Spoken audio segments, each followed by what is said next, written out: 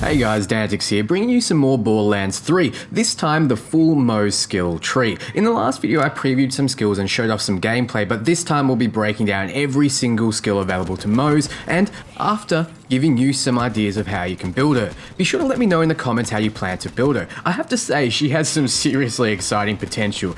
Now, if you want to see even more gameplay, tune into this channel at the end of 12th of June, as I have a ton of exclusive Moze gameplay for you straight from E3. I do have to apologize though, I am recording this on a laptop, so excuse the bad quality. I'm still over at E3 guys, so be sure to follow this channel and hit that little bell button. You know the typical YouTube stuff, it helps a small channel like mine. So let's get right into it with the overview of how Moze works. She has a single active skill that summons an Iron Bear mech for roughly 24 seconds, with roughly 1 minute and 20-second cooldown. This Iron Bear can be heavily modified. Firstly, she can equip 2 action skills to this bear, 1 for each hand. Then, below the action skill, she can equip 1 action skill augment for each hand. So the example loadout would be a minigun for the left slot and a V35 grenade launcher for the right.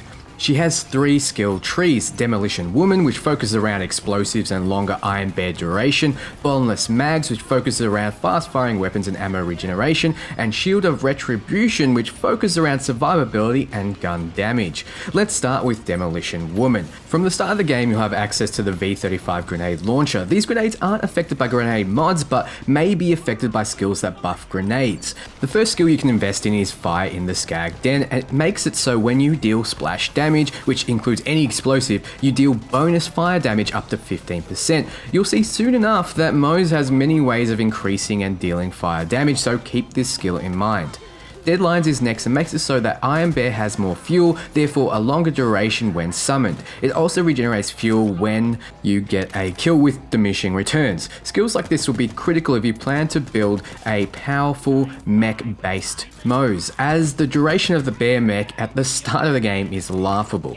Grizzled is next, and it's another kill skill. With Grizzled, you reduce the cooldown of your Iron Bear when you get kills with diminishing returns up to -5 seconds. Once again, this is needed if you want to have your Iron Bear up as much as possible.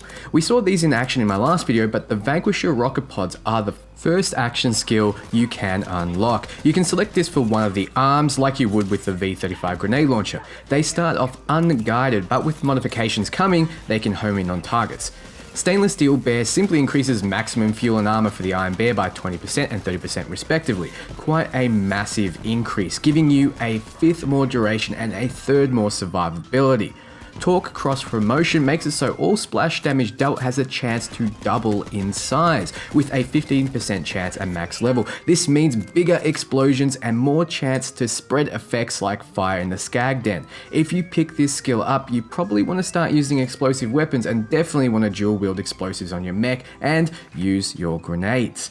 Means of Destruction makes it so that when you deal splash damage, there's a chance to return ammo to your magazine, 10% chance at max level, and a 6% chance to return a grenade. Suddenly, rocket launchers, which traditionally run out of ammo fast, might be viable on Moze. Now we see the first skill, Augment Shaped Charge, for the V35. It makes it so direct hits with the grenades deal 35% increased damage. This is a straight up huge damage increase. Nothing to laugh at if you're good at aiming the nades. It's unclear if you can equip 2 of these mods if you have 2 35s equipped, and if their effects are additive, but something I'll let you know in my next video.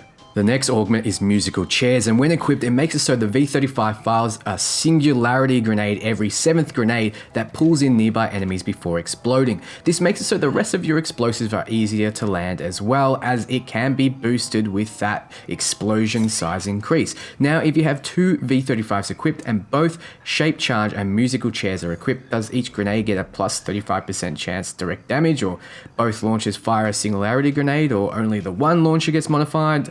I don't know, it's yet to be seen, but you would be encouraged to dual wield even more than ever if so.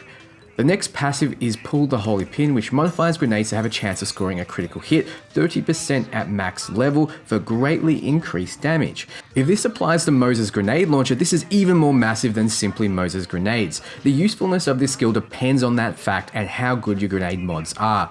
Auto Bear is a single point passive ability that turns the mech into a turret when you exit it, keeping up the damage for another 15 seconds, which at the end of the duration, it charges the nearest enemy and explodes. There's absolutely no reason why you wouldn't get this skill if you invested this far in Demolition Woman. It's essentially extending the duration of your mech for another 15 seconds while you get to fire at the same time for a single point. Active tracking is the first augment for the Vanquisher rocket pod, and it makes it so rockets now home in on targets, which you've seen in the gameplay video prior to this one. You hold down fire to paint targets, then release to unleash homing rockets that do tons of damage. Reload speed is also increased by 25%. The next Vanquisher modification reduces the damage per rocket by 74%, but each rocket now fires 6 in a spread, meaning that if all rockets hit a target, that's an increase of 156% damage. Think rocket shotgun effect. Then after a rocket hits, the target will take 15% increased damage from all sources, making it so the next volley will deal roughly 180% damage. The next passive is Why Can't I Carry All These Grenades, and increases your grenade capacity by 3 at max level. Simple, straightforward, good with pull the holy pin and means of destruction to have Moze constantly throwing grenades. For those who don't know, grenades in the Borderlands series are traditionally extremely potent because of their limited nature. Vampire is up next and makes it so whenever Moze deals damage to a target with a grenade, for every enemy hit she restores a portion of her missing health. 20% of missing health per target. That's 100% health restoration if you hit 5 targets with a grenade. Imagine this skill with ones mentioned prior and talk cross promotion for bigger explosion radius, and we see how splash damage like effects really start to make Moze grenade builds viable. The last augment for the V35, lock and speed load, makes it so reload speed is increased by 25% and now fires a 5-round burst. This on face value doesn't sound amazing, but keep in mind these are now 5 fast firing nades that all get the benefit of skills like fire in the skag hole. This will be lethal.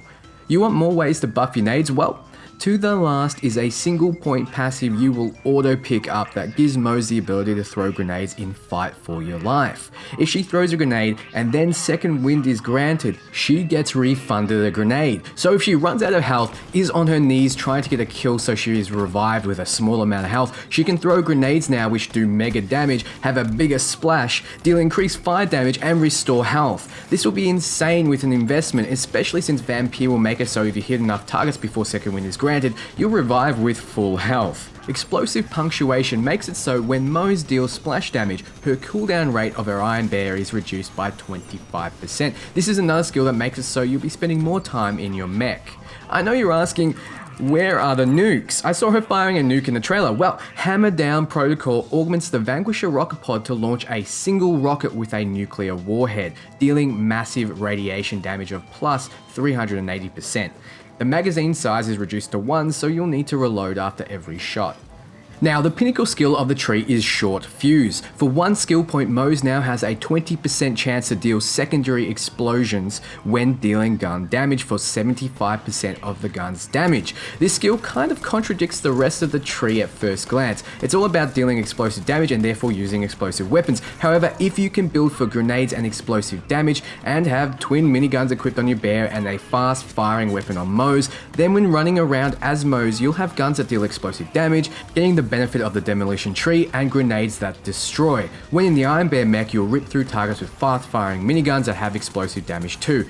You only pick up Short Fuse if you plan on transitioning into fast firing guns, as it makes it so those get the effect of your splash damage passives and the benefits of the next tree, Bottomless mags. The action skill you start with in this tree is the minigun, and is what you expect from a minigun. It's fast firing with an overheat mechanic. The overheat is quite time consuming, so you'll need to watch your heat. Cloud of Lead is up first, and it makes it so Moze and the Iron Bear shots will deal up to 12.5% extra fire damage that won't consume ammo every 8th shot. Now you can see how using a passive like this with Short Fuse from the last skill tree would combo well. Keep an eye out for abilities that deal fire damage, especially in the next tree, as you can combine them all to make a fairly potent fire damage Moze. Obviously this passive is great with fast firing weapons as it's guaranteed application, so you'll want to get as many bullets out into your target as possible to burn things. Docker Bear's name gives me Warhammer Orc vibes. With this skill, you make your Iron Bear able to host a friend, so coordination is required since the duration is short. Let a friend know you're summoning your bear and then have them jump in for twice the fun. It's unsure if the turret will get the benefits of your passive or theirs, but if yours, it will love this skill tree. The next passive is Match Set and encourages you to have the same manufacturer for your equipped gear. You get a 10% increased magazine size and a minus 10% heat generation per shot for each piece that has a matching manufacturer, which equates to around 15% magazine size and minus 50% heat generated if my math isn't off. That's absolutely massive if you're willing to put in the effort and sacrifice weapon variety. The theme makes sense as Moze started off as a flat-off soldier. The first new action skill you can unlock is the Salamander. It's a flamethrower that's all about up close fire damage. It drains fuel, but it can be fired indefinitely. The next passive is Scrappy, which at max level increases Moze's handling, weapon swap speed, and mode switch speed by 37.5%. The assumption is that handling improves weapon sway, so if you look down the sights it'll be a little easier. Weapon swap speed is self-explanatory, and mode switch is how fast it is to switch between the alternate fire modes your weapons have, which will be useful as almost every gun in the game now has it in one form or another.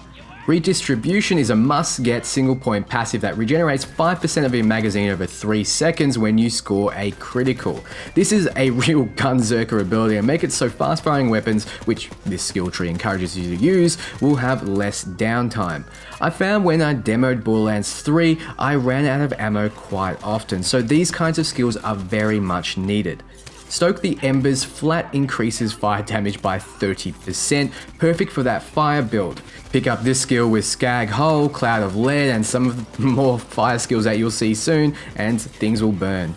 The first minigun augment is let off some steam and it makes it so the minigun deals up to 80% increased damage the higher your heat is. It also increases the minigun's heat capacity. With this modification, you want to really be skirting the line of overheating and firing, as 80% is massive. General Winter is the next augment, and let me just start with this. Cryo damage in Borderlands 3 is insane. It feels broken. Freezing and slowing targets is more powerful than ever, and this augment makes it so your minigun now does cryo damage, but reduces damage by 30%. However, your fuel drain and heat gain is 40% less. This will 100% be worth it, as miniguns fire so fast you'll be turning all your enemies into blocks of ice incredibly quickly. I predict this will be a build of its own. My mind is racing with so many potential Moze builds already, it's so hard to choose. Sprint and shoot at the same time with Russian Offensive. 1 skill point. Super powerful. You keep moving in Borderlands 3 or you take damage, so this is a must get. Scorching RPMs gives you a 7.5% increased fire rate and 12.5% increased critical hit damage. Good increases, easy to understand, works well with your fast fire rate effects. The first Salamander augment is Fuel Economy, and I feel it's a must if you want to dual wield flamethrowers. It makes it so you drain fuel 25% less when firing the Salamander and increases your movement speed by 25% for 3 seconds after damaging an enemy with it. Movement speed on close range high DPS weapons is very welcome, and this augment will make it so you can keep the damage sustained for longer. It even combos with the Bear Claw, which we'll go through soon.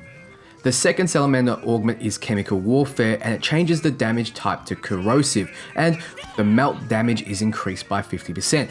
Do not pick this up if you're investing in a fire build with Stoke the Embers, as that 30% increase won't apply to corrosive damage. This is a good standalone skill and will make it so your Salamanders are good against armored targets. Specialist Bear is a single point passive that makes it so if you equip 2 of the same weapons on the Iron Bear, it increases the damage they deal by 10%. This isn't a must get, as 10% isn't massive, but it's very helpful if you plan to go the Twin Minigun plus Short Fuse build, or Twin Salamander Stoke the Embers build, or, well, the builds you'll be seeing in the next skill tree. Hopefully the Iron Bank isn't a bad investment like the Gold Company was. It simply increases your magazine size at max level by 20%, which is just straight up a welcome passive for fast firing weapons. More ammo is good, and it really does burn away fast. The last augment, Exploding Bullets, is what makes a Twin Minigun plus Demolition Woman build even more viable, as it makes the minigun shoot explosive rounds that deal increased splash damage of 126%, but decreases its fire rate by 75%. Now, this does decrease fire rate, which is counterproductive to the Bottomless mags tree, but it deals consistent explosive damage, which makes the Demolition Woman tree passives apply. There is a lot of potential cross-pollination. Some for the Road is a single point passive that makes it so Moze has infinite ammo for 5 seconds after exiting the Iron Bear. Pick this up if you want to invest this far into the tree. This 1 point passive reaps havoc for 5 seconds with rocket launchers and other high ammo intensive weapons. Click click ... gives Moze increased gun damage as her mag empties. The less ammo, the greater the increase. This works well with increased magazine sizes as you get the bonus damage for longer, and works even better with ammo regeneration as you'll stay on low magazine counts for longer. It's up to a 36% damage increase. The last augment for the Salamander changes it to fire 3-shot bursts of fire projectiles with increased fuel drain of 25%. The first projectile leaves a large area on fire. This is good to add a bit of range to the Salamander and also area denying. I see this being better coupled with a minigun rather than dual wielded because of the fuel drain. The last skill of this tree is Forge. For 1 point, Moze consistently regenerates ammo for a current equipped weapon. 1.5% of magazine every second. At a glance, it seems amazing for all those fast firing weapons with passives like click click, as you'll do insane damage with an insane uptime. But think about this, your slow firing explosive build now with no ammo problems. Those explosive guns usually have big clips but fire slowly. Either way, if you plan to invest heavily in bottomless mags, this is never going to be a bad pickup. The last skill tree is Shield of Retribution, and you start with the action skill Railgun. The Railgun fires high velocity electrified projectiles that deal shock damage. The first passive is Selfless Vengeance, and it makes it so whenever Moze reloads, she loses up to 5% of her current health, and it grants a 15% additional fire damage to her and her allies for 5 to 25 seconds. I can't be sure of the duration. This goes well with a fire build and helps the team as well. You'll see soon that losing some health isn't bad. It actually goes with some builds. For 1 point, you can get Security Bear. It gives the mech a bubble shield that reduces all damage taken but deactivates if it takes too much damage, but recharges after 5 seconds of not taking damage. 20% of max health worth of damage to be exact. For 1 point, I don't see how this won't pay off if you invest at all in the Iron Bear. Armored Infantry makes it so that if Moze has her shields up, she deals 15% increased damage and takes 10% less. This is just straight up good if you have powerful shields, and you will get powerful shields within this skill tree. The unlockable action skill of this tree is Bare Fist. It basically is a single target melee weapon that deals extremely high damage but requires you to get the closest out of any action skill the mech has. Works well with skills that makes Moze tanky, and what a coincidence. Flat Off Ingenuity increases Moze's maximum shields by 30% and as a bonus gives her 50% shock damage resistance. Both these bonuses are huge and it works well with Armored Infantry.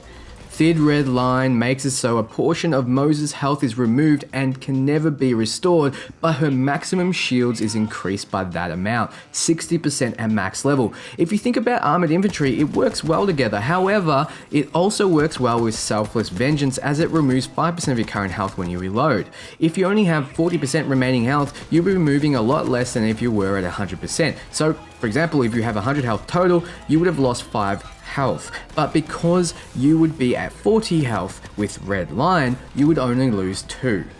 Drowning in Brass is a kill skill that gives Moze a stacking buff every time she gets a kill. Each stack gives 20% gun damage increase, but reduces Moze's fire rate by 2.5% and it stacks 3 to 15 times, can't be sure. This has the potential to be absolutely massive, especially with slow firing explosive builds like with Demolition Woman. The first Railgun augment makes it so the Railgun now deals fire damage but increases fuel drain per shot by 30%. Here is some more fire build potential, go back and take a look. The next augment makes it so shock damage has a chain lightning effect with each bounce dealing 75% less damage than the last. It's good for crowd control and a solid augment if you want to keep up that shock damage. The next passive is a single point investment, Can of Whoop Ass. When you enter the Iron Bear, it causes Moze and her allies to immediately begin recharging their shields at 25% increased rate. This is amazing and quite frankly seems a little broken for only one skill point. No doubt Gearbox realizes that defensive passives aren't as sexy as offensive ones and have to make them quite a bit more viable. With this skill, you want to simply wait until you're close to dead or when an ally is, and then activate your Iron Bear mech, basically giving you a second life. For one skill point, always pick this up if you invested this far. Experimental Munitions is another single point passive. Whenever Moze scores a critical hit, she deals bonus fire damage of 10%. This is an easy pickup even if you aren't going a fire build, but if you are, it's even better. Get this skill. Wild Swing is the first Bare Fist augment and makes it so the Bare Fist deals 35% bonus damage dealt as elemental damage at random to an enemy and all enemies around it. This is an insane damage increase. If you're using Bare Fist, I don't see why you wouldn't want to use this. Unless of course you want to pick up Close the Distance instead. This augments the Bare Fist to launch its fist forward to grab enemies at a greatly increased range, pulling them back to you. This would increase your DPS as you don't need to get as close to enemies, and it might be more viable than Wild Swing if you want to keep a bit of distance. Desperate Measures is next and increases gun damage by up to 50% depending on how low her health is. Lower it is, the more damage increase you'll get. I don't need to tell you how this works great with Red Line, as it naturally keeps your health low, and Selfless Vengeance as it further lowers it as you reload. At first glance, this tree is all about surviving, but it can really boost your damage to ridiculous amounts. Behind the Iron Curtain, the name reminds me of Red Alert, reduces Moze's shield recharge delay by 25% and increases her recharge rate by 20% at max level. Straight up a great investment if you're going a shield gun damage build. The last railgun augment, Corrosive Sabot Round, changes the railgun to fire a round that deals reduced damage of minus 50% but explodes after a short delay. However, you have 2 rounds in the mag and fuel drain is reduced by 50%. It also converts all damage to corrosive, making this augment great for busting armored targets. Flanix's Doctrine is a kill skill up next and makes it so after killing an enemy, you get a stacking buff that increases Moze's maximum shields by 15% and gun damage by 10%, each stack lasting 30 seconds. But the great thing about this is there's no stack limit at all. You can potentially get to godlike tank state with insane damage as long as you kill wave after wave of men. Great in arenas, and it stacks great with a shield build. For a single point, you absolutely have to pick up Force Feedback. Whenever you score a critical hit, which should happen often if you don't whiff shots, your shields begin to recharge immediately. This is insane. It makes it so you'll be able to straight face tank, and with increased recharge rates from other passives and increased damage and so on. Wow, just wow. Shockhammer is the last Bare Fist mod and makes it so as long as you hold the fire button, you will rapidly punch. It also has a reduced fuel drain of 40%, which is massive, and deals a bonus 19% shock damage with each hit. If rapidly punching is your thing, Shockhammer might be for you. Now the last skill of this tree, and in total, is Tenacious Defense. For a single point, whenever Moze's shield is fully depleted, she instantly restores a portion of her shield and her gun damage is increased for a short time. 12% increased gun damage and a 40% max shield, which lasts 30 seconds. This is absolutely insane and combos well with Force Feedback, as it makes it so that if you do face tank long enough to burn through your shields, you'll get 40% back. Then you just need to get a crit, get to safety, and your shields will fully recharge, priming another trigger of Tenacious Defense. My god, how will Moze ever die down this tree? So what do you guys think? Can you see potential builds that you want to run? Off the top, there are fire builds, explosive builds, nade builds, shield builds, fire rate builds, melee and more. Moze has so many options available to her, and I want to see what you come up with. I'll be back tomorrow with a crazy amount of Moze gameplay, so be sure to hit that bell button. Also, if you want to join the conversation, be sure to join my Discord and my Twitter to talk to me directly. Have a great time, guys.